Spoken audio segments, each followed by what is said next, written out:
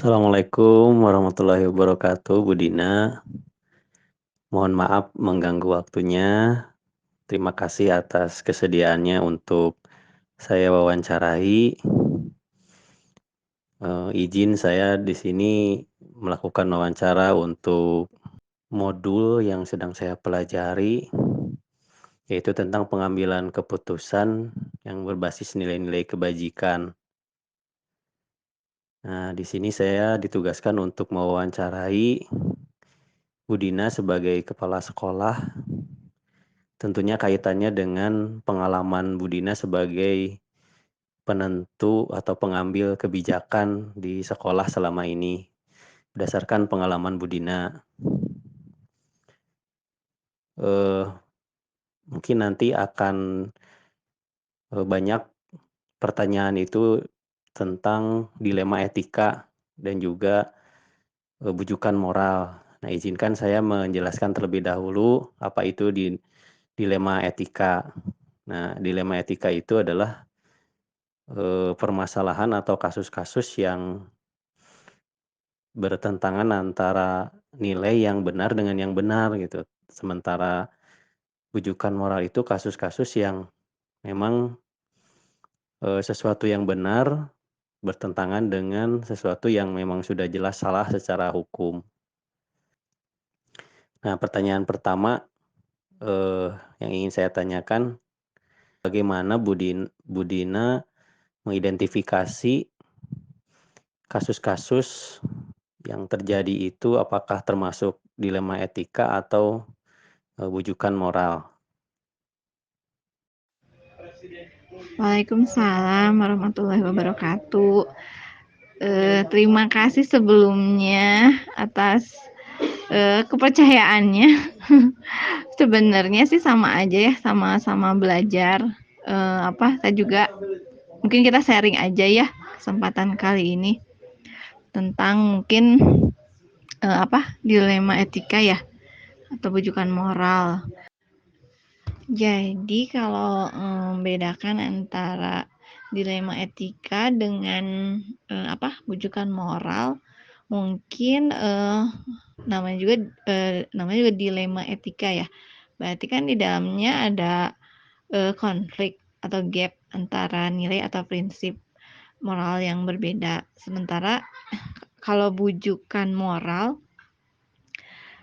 dari namanya saja kan bujukan ya, berarti itu lebih ke ajakan atau bujukan kepada seseorang yang di dalamnya belum tentu ada konflik nilai yang sama-sama penting gitu. Jadi tingkat urgensinya berbeda. Kalau yang bujukan moral mah lebih ke mengajak sesuatu atau memperbaiki yang salah menjadi benar gitu ya, menjadi benar itunya kan. Contohnya kan kalau yang etika moral misalnya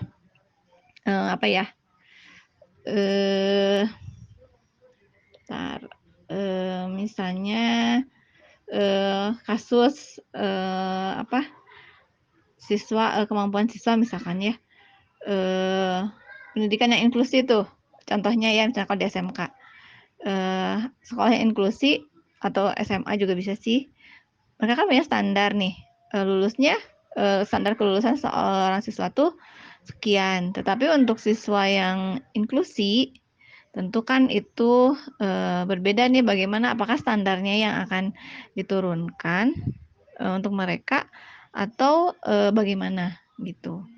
Tapi kalau yang bujukan moral mah itu kan bisa misalnya seseorang kita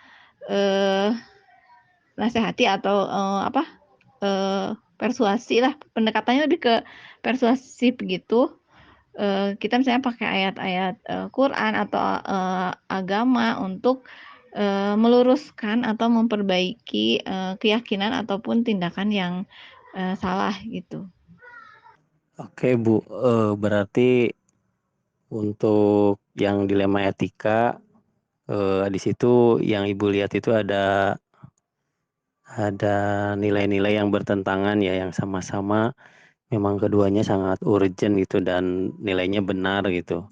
Nah, untuk pertanyaan berikutnya, Bu, selama Ibu memimpin, ketika terjadi permasalahan-permasalahan yang terkait dilema etika tersebut, itu bagaimana Ibu menjalankan pengambilan keputusan, terutama untuk kasus-kasus yang ada dua kepentingan yang sama-sama benar gitu, mengandung nilai kebajikan keduanya.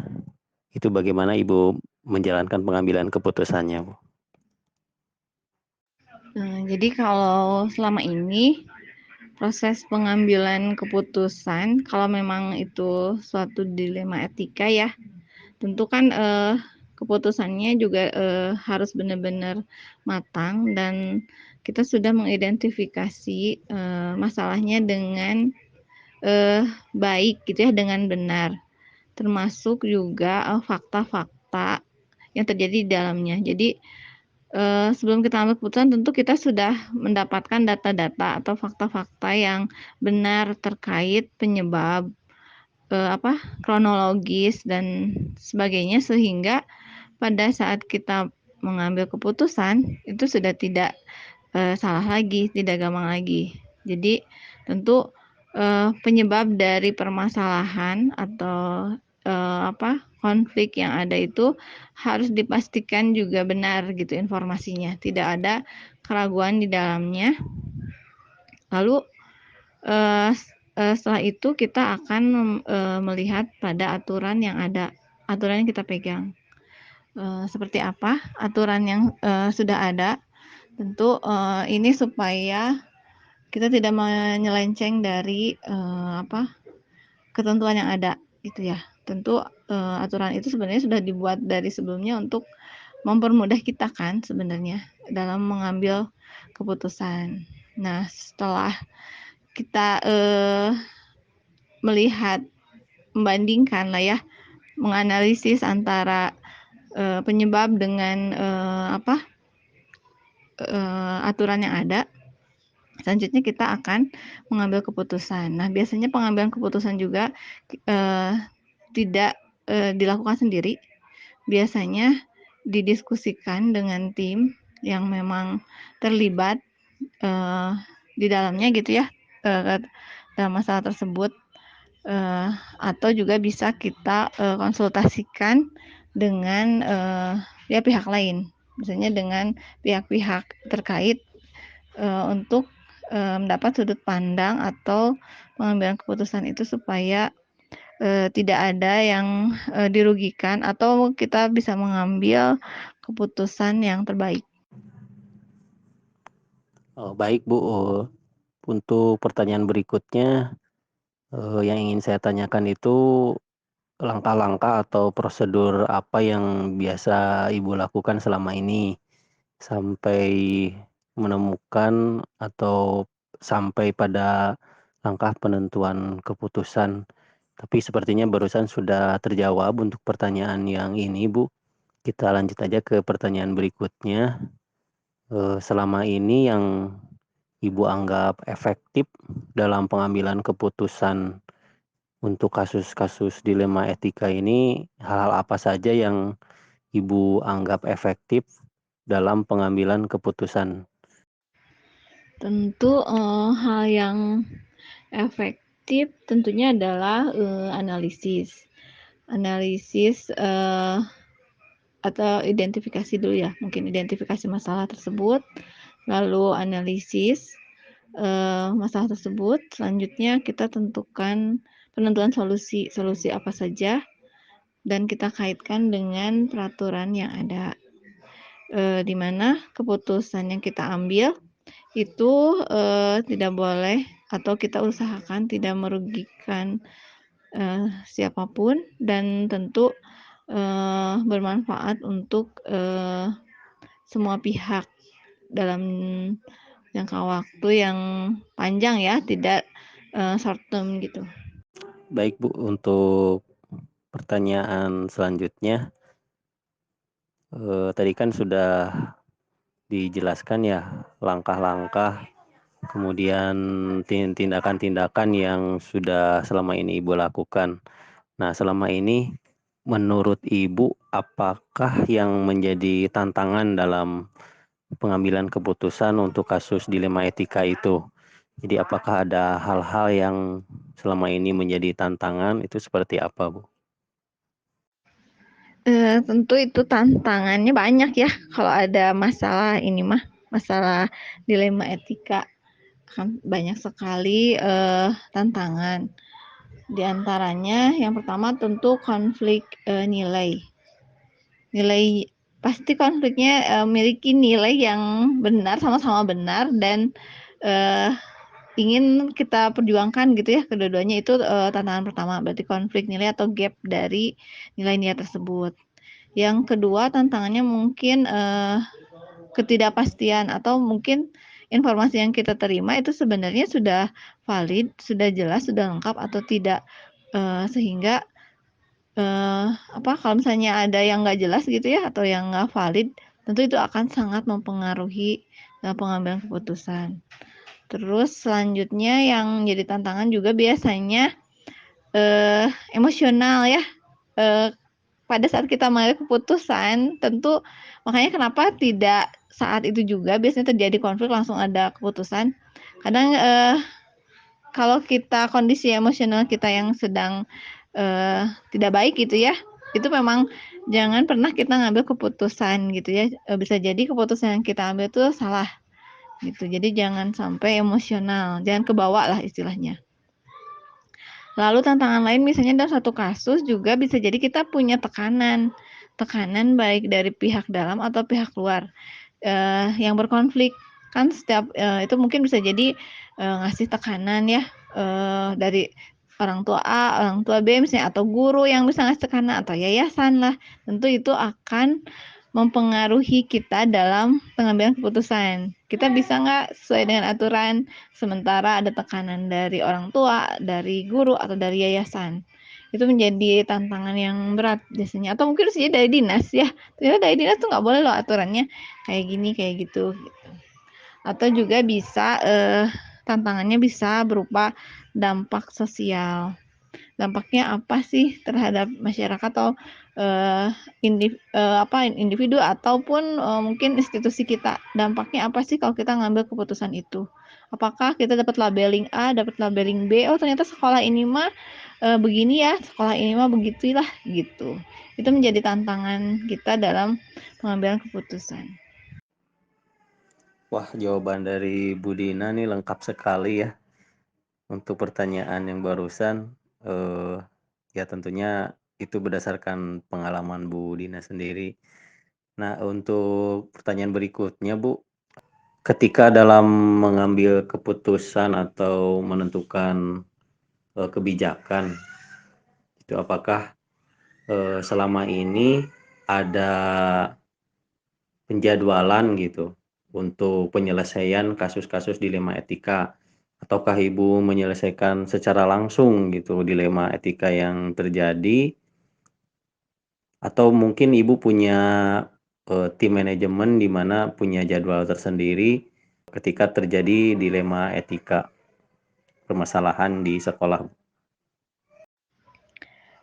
Sebenarnya sih kalau lihat, problematika di sekolah itu kan banyak ya. Ada yang memang kita bisa ngambil keputusan langsung, ada juga yang memang harus, kita diskusikan dahulu dengan tim manajemen. Tetapi kalau misalnya kasus yang biasa saja, misalnya pelanggaran siswa yang terjadi misalnya terlambatan, ya kayak gitu, itu kan sudah jelas ya aturannya dan kayaknya itu nggak masuk kategori dilema etika ya, kayaknya ya. Kalau kita kategorikan sebagai dilema etika, berarti kan memang, tingkatan konflik atau masalahnya juga lebih tinggi. Tentu itu, akan diselesaikan atau diambil keputusannya dengan, mengalami proses lah, ada proses untuk kita pengambilan keputusan tersebut. Jadi nggak langsung, diputuskan, saat itu juga biasanya. Lalu mungkin sebagai bahan tambahan, Jadi setiap hal yang kita kerjakan tentu itu harus terdokumentasi. Jadi sebagai contoh nih, kita di manajemen punya namanya buku kasus. Jadi setiap masalah yang kita tangani itu kita catat dalam buku kasus tersebut. Biasanya buku kasus tersebut kan berisi tentang tanggal, ya permasalahannya apa, langkah yang sudah kita ambil apa, solusinya bagaimana gitu ya. Lalu kayak buku kasus siswa lah, tapi ini mah kita yang bikin. Kalau siswa mungkin bisa jadi di tim kesiswaan atau BK yang bikinnya gitu. Nah, selain itu juga untuk mengatasi masalah-masalah ini sebenarnya kan kita bisa melakukan antisipatif ya. Misalnya kita lakukan rapat kerja atau rakor. Rakor ya minimal seminggu sekali atau seminggu 2 kali sehingga kita dapat meminimalisir terjadinya masalah atau konflik-konflik yang mungkin terjadi gitu. Dengan kata lain, kita menjalin komunikasi yang baik antara semua pihak lah, semua bagian di sekolah supaya kita bisa sharing nih apa sih yang menjadi kendala teman-teman di misalnya di bagian tata usaha, di lab ataupun guru-guru dan lain sebagainya. Mungkin tapi nggak semuanya, mungkin kita wakilin sama tim manajemen aja. Jadi untuk yang dilema etika itu ada tahapan tersendiri ya Bu ya, tidak serta-merta, tidak langsung mengambil keputusan. Mungkin tahapannya seperti yang tadi Ibu sampaikan di awal gitu ya Bu ya. Untuk pertanyaan berikutnya Bu, apakah ada seseorang atau pihak lain atau faktor-faktor apa yang selama ini mempermudah Ibu dalam membantu pengambilan keputusan untuk kasus-kasus dilema etika tersebut? Apakah ada peran serta dari pihak lain, atau faktor-faktor apa saja yang mempermudah dalam pengambilan keputusan? Kalau pihak yang membantu tentu kalau tim manajemen sekolah ya sudah pasti ya eh, harus membantu ya karena itu kan tim kita gitu ya, itu sudah pasti. Lalu kalau misalnya tergantung kasus ya, kasusnya misalnya apa dulu nih, itu biasanya kita akan melibatkan orang-orang yang terlibat di dalamnya. Tapi apa ya, kalau misalnya itu mah udah standar atau ya kayaknya kalau melibatkan orang-orang yang terlibat di dalamnya mah. Kalau di sekolah sih sebenarnya kita ada konsultan sekolah yang memang ditunjuk oleh yayasan, gitu. Jadi untuk memecahkan masalah-masalah kita, kita bisa konsultasi ke pihak lain gitu ya. Selain ya kalau pengawas mah kan udah memang difasilitasi dari dinas juga ya. Terus ke yayasan ya sama juga. Nah kalau di kita mah nanti ada lagi satu lagi konsultan sekolah gitu. Baik, Bu Dina, mungkin ini pertanyaan terakhir ya Bu ya. Mungkin sebetulnya ya memang berdasarkan pengalaman Ibu, tentunya Ibu dalam mengambil keputusan itu sudah punya langkah-langkah tersendiri. Cuman di sini dalam wawancara ini ada istilah baru mungkin yang ya sebetulnya itu sudah selama ini sudah Ibu lakukan dan juga sudah Ibu selesaikan, yaitu istilah dilema etika. Nah, mungkin bisa kalau boleh saya tahu di sini, saya ingin bertanya ke Ibu untuk sesi wawancara ini, hal-hal apa yang mungkin menjadi tambahan untuk Ibu sendiri dari hasil wawancara ini, Bu. Terima kasih. Ya sebenarnya yang pertama tentu kita harus punya pedoman yang jelas gitu ya, nilai-nilai yang aturan-aturan yang jelas dalam pengambilan keputusan, karena pengambilan kita sebagai pimpinan, sebagai kita bisa mengambil keputusan dengan baik dan benar dalam waktu yang tepat gitu ya, benar-benar tepat, dan itu tidak mudah untuk kita banyak tantangan, banyak dilema-dilema lain. Selain dilema masalahnya itu sendiri, tentu kita dituntut untuk melihat suatu masalah itu dari berbagai sudut pandang kita, sehingga ya kita juga dituntut kreatif untuk mengambil keputusan ya, tentunya bijaksana dalam mengambil keputusan, dan itu tentu tidak mudah. Banyak sekali hal-hal yang harus kita pertimbangkan, seperti itu. Baik Bu Dina, terima kasih atas sharingnya. Saya jadi belajar banyak dari Ibu. Terima kasih ini sudah meluangkan waktu untuk saya sehingga bisa mendapatkan banyak sekali informasi dan juga sharing pengalaman dari Bu Dina sebagai kepala sekolah. Mudah-mudahan ini menjadi bekal bagi saya untuk kedepannya lebih baik lagi. Ya, terima kasih Bu Dina atas waktunya. Assalamualaikum warahmatullahi wabarakatuh.